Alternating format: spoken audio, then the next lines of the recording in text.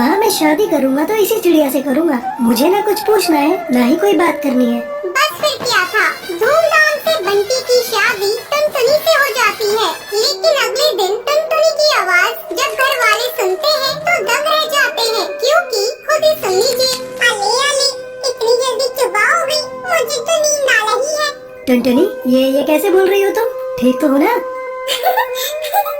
बिल्कुल बिल्कुल, मुझे क्या हुआ है, मैं तो बिल्कुल ठीक हूँ। बंटी को समझते देर नहीं लगती है। जिस टुनटुनी की चू चू आवाज वो सुनना चाहता था वो तो तोतली निकली। अब क्या था, बंटी सर पकड़कर बैठ जाता है, तभी उसकी माँ वहाँ आ जाती है। अरे बंटी बेटा, बहू को क्या हुआ? तुम लोग परेशान से लग रहे हो, सब ठीक तो है ना? बंटी कुछ बोलता उससे पहले ही टुनटुनी बोल पड़ती है। अरे चाचू माँ, कोई बात नहीं है, ये तो बिना वजह ही परेशान हो रही है। अरे ये तो तोतली है तोतली, मेरे तो भाग्य ही फूट गए। तुझे ही तो लड़की की सूरत देखनी थी, देख ली, अब जीवन भर करो मेला बाबू मेला सोना। अरे माँ तुम भी मजाक कर रही हो, मैं अपने दोस्तों के सामने इसे कैसे लेकर जाऊँगा? बंटी को परेशान देखकर टुनटुनी हंसती है और कहती है अरे आपको परेशान होने की जरूरत नहीं है, मैं चुपला करूंगी आपके दोस्तों के सामने। मेरे पापा भी मेरे को चुपलाने को बोलते थे। बंटी और उसकी माँ को टुनटुनी का आइडिया अच्छा लगता है। अगले दिन बंटी और टुनटुनी बंटी के दोस्त के घर जाते हैं, जहाँ बंटी टुनटुनी को समझाकर जाता है उसे चुप रहना है, चाहे जो हो जाए वो एक बूंद आवाज नहीं निकालेगी। बस क्या था, सब खाना खाते हैं। बंटी के दोस्त की बीवी टुनटुनी से उसका नाम पूछती है, तभी बंटी बोल पड़ता है टुनटुनी नाम है भाभी इसका। अब दोस्त के घर कोई भी टुनटुनी से सवाल करता, जवाब बंटी देता, टुनटुनी को बोलने का मौका ही नहीं देता। उसे डर था कहीं टुनटुनी उसके तोतलेपन की पोल न खोल दे। अरे भैया क्या बात है, जब से आप आए हैं मैंने तो आपकी बीवी की आवाज ही नहीं सुनी, कहीं गूंगी तो नहीं है ना? टुनटुनी को ये बात सुनकर बुरा लगता है, लेकिन उसे बंटी की बात भी याद रहती है। उसे कुछ भी नहीं बोलना है, तो लिहाजा वो चुप ही रहती है। अरे नहीं नहीं भाभी, टुनटुनी नाम है मेरी बीवी का, टुनटुनी। और टुनटुनी भी भला गूंगी हो सकती है क्या? वो तो जरा शर्मीली और कम बोलने वाली है मेरी बीवी। सभी बंटी की बात पर यकीन कर लेते हैं, लेकिन उन लोगों के घर में एक बदमाश बच्चा होता है जो लगातार टुनटुनी को देख रहा होता है। वो सोचता है कैसे भी करके वो टुनटुनी की आवाज सुनकर ही रहेगा। बस फिर क्या था, बच्चा प्लास्टिक के चूहे पर चाबी भरकर उसे टुनटुनी के पैर के नीचे छोड़ देता है। जैसे ही नकली चूहा जाकर टुनटुनी के पैर से टकराता है तो टुनटुनी जोर जोर से चिल्लाने लगती है, अरे चूहा चूहा पकड़ो पकड़ो, चूहा निकाल लिया। बच्चा टुनटुनी के मुंह से तोतली आवाज सुनकर जोर जोर से हंसने लगता है। बंटी का मुंह उतर जाता है, तो तभी भाभी बंटी को समझाती है, तुम्हारी टुनटुनी तोतली है क्या? हाँ भाभी भैया, मैंने तो बस इसकी सुंदरता देखी, इससे कोई सवाल जवाब करना भी जरूरी नहीं समझा। लेकिन शादी के बाद मुझे पता चला कि ये तो तोतली है। अरे कोई बात नहीं बंटी भैया, अब तोतलापन का इलाज है, आप ना इसे अच्छे डॉक्टर को दिखाइए, इसका इलाज संभव है। अच्छा भाभी, फिर तो मैं कल ही इसे डॉक्टर के पास लेकर जाऊंगा और फिर मेरी टुनटुनी सच में कोयल की तरह बोलेगी। बंटी कबूतर टुनटुनी को डॉक्टर के पास लेकर जाता है। कुछ ही महीनों बाद टुनटुनी बिल्कुल ठीक हो जाती है। बंटी जी आपका बहुत बहुत शुक्रिया, आज आपकी वजह से मेरा तुतलानापन दूर हो गया और मैं अच्छे से बोल पा रही हूँ। अब वो तीनों एक साथ खुशी खुशी रहते हैं। एक जंगल में जलेबी बेचने वाली टूनी चिड़िया रहा करती थी। वो बहुत ही ज्यादा लालची चिड़िया थी। जंगल के सब पक्षी उससे ही जलेबी खरीदते थे। एक दिन टुनटुनी चिड़िया टूनी चिड़िया की दुकान पर आती है। अरे टूनी चिड़िया, जरा एक किलो जलेबी देना तो। अरे टुनटुनी बहन, एक किलो जलेबी में आपका क्या होगा, थोड़ी ज्यादा लीजिए। अरे नहीं टूनी चिड़िया, वो मेरे घर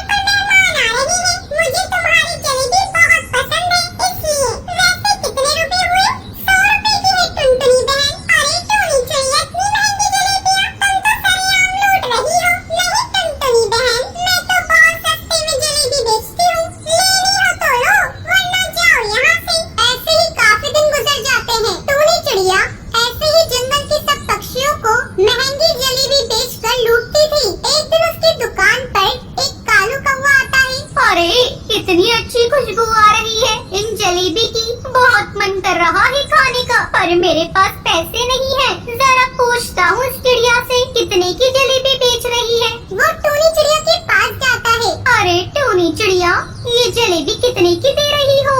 अरे एक जलेबी 10 रुपए की है, बताओ कितनी दूं तुम्हें? मेरे पास पैसे नहीं है, मैं फिर कभी आकर ले जाऊंगा। वाह जी वाह, इतनी देर से क्या कर रहे थे यहाँ पर खड़े होकर? मेरी जलेबियों की खुशबू सूंघ रहे थे। लाओ 10 रुपए दो मुझे। टूनी चिड़िया, तुम ये क्या कह रही हो?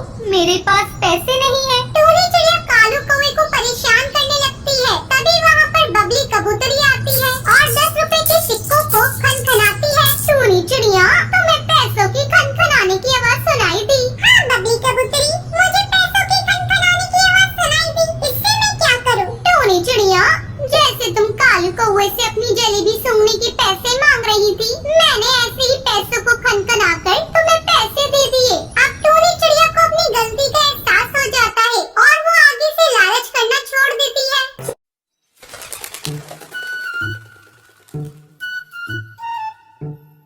सुंदरवन जंगल में टुनटुनी और बंटी नाम के पति पत्नी रहते थे। एक दिन टुनटुनी अपने पति बंटी से कहती है, महंगाई तो कितनी ज्यादा हो रही है, जंगल में और पक्षी भी हमारी मदद नहीं करते और ऊपर से कालू जादूगर ने भी हमारे जंगल में आतंक मचा रखा है। अब हम क्या करें जी? आप अपनी लकड़ियों को महंगे दाम में बेचना शुरू कर दीजिए। ये बात सुनकर बंटी टुनटुनी चिड़िया से कहता है, अरे टुनटुनी चिड़िया, अगर मैं लकड़ियों को महंगा कर दूंगा तो लोग घास ही खरीद लेंगे। लकड़ी सस्ते दामों में बेचने के कारण ही मेरी लकड़ी थोड़ी बहुत बिक जाती है।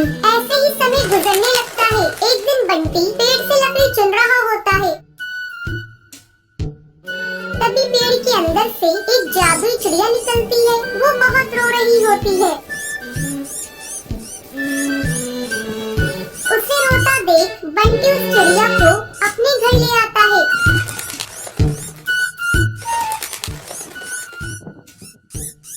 और टुनटुनी चिड़िया से कहता है, टुनटुनी चिड़िया सुनो, आज मैं जब लकड़ियाँ काट रहा था तो पेड़ के अंदर से ये नन्ही चिड़िया निकली। ये बहुत रो रही है, तुम इसे कुछ खिला पिला दो। लेकिन बंटी जी, हमारे पास तो खाने को कुछ है ही नहीं। रुकिए, मैं बुलबुल से कुछ लेकर आती हूँ।